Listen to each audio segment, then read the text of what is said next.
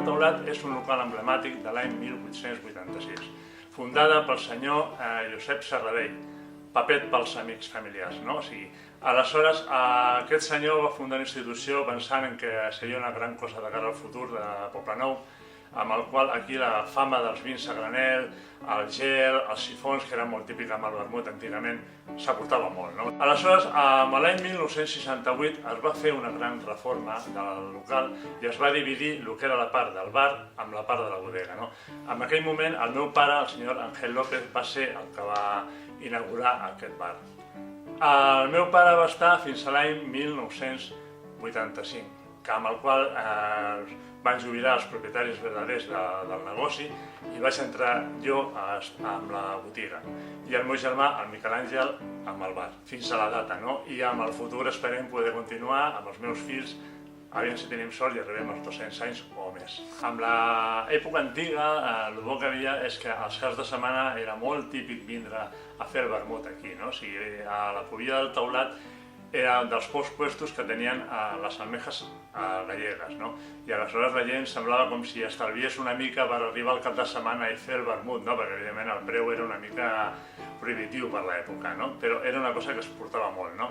Aleshores la venda del vi a granel, el vi a doll, era molt important perquè la gent era el que tenia per casa seva, no? O sigui, el vi embotellat era una cosa d'alta esfera, no? Per dir-ho així, i això era més a l'abast de tothom, no? Aleshores, aquí és molt remarcable el tema que, per exemple, teníem una fàbrica de paper al final del carrer i era molt curiós la memòria que tinc, no? De que el meu pare, quan va inaugurar el 68 la part del bar, no? Tot el mostrador l'omplia de gotets petits amb els quals feia la barreja. La barreja era el got típic de moscatell en cazalla, no? Aleshores era molt divertit perquè corrents omplia el mostrador amb aquells gotets de barreja, entrava al torn de les 6 del matí o de les 4 de la tarda i el primer que feien era prendre la barreja, no? Pagaven, sortien corrents, aleshores el meu pare fregant ràpidament tots aquells gotets, tornar-los a posar i tornar-los a omplir perquè el torn que sortia de la papelera tornaven a prendre la seva barreja per continuar el dia, no? Una tema molt divertida.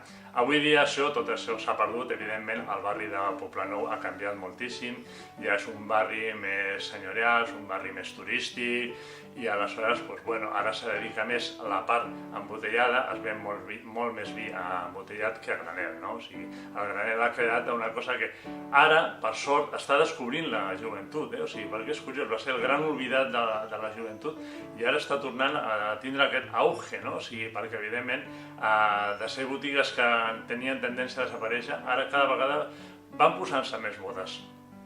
Segons molts puestos van posar-se més botes, una cosa que té una continuïtat i esperem que duri molts anys. A l'interior conservem detalls patrimonials de l'època, tal com són les botes que tinc a darrere meu, tenim les mesures antigues d'origen, tenim unes fonts que antigament treien aigua, conservem una barana i totes les sostres, o sigui, conservem bastants elements del negoci. Tenim una disposició de fotos amb les quals hi ha records d'aquella època i l'únic que hem perdut és una nevera de gel que evidentment es va espatllar amb els anys, la vam tindre que treure i ara tenim un record d'ella només. A nivell exterior, fa un parell d'anys, gràcies a l'Ajuntament que es va donar la subvenció, hem pogut recuperar el que eren els colors i totes les coses que hi havia antigament a l'edifici, quedant un edifici molt maco de l'època i molt bonic. Val la pena vindre a veure.